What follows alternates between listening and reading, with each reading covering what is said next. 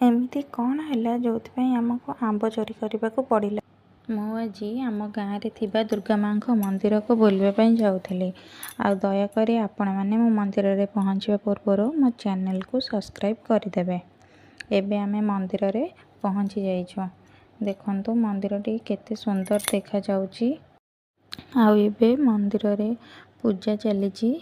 देखंतु माँ केते सुंदर देखा जाउचंती।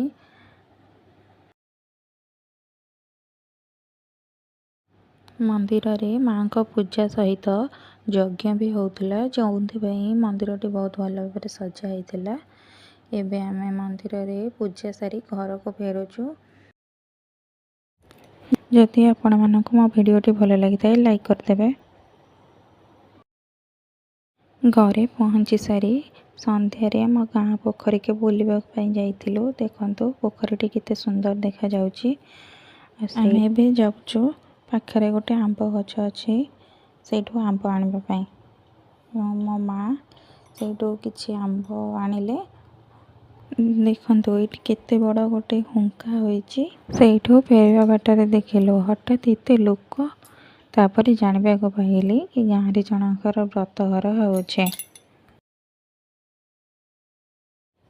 आउ तापरे आमे आम ग्राम देवती पाखकु जाइथिलु।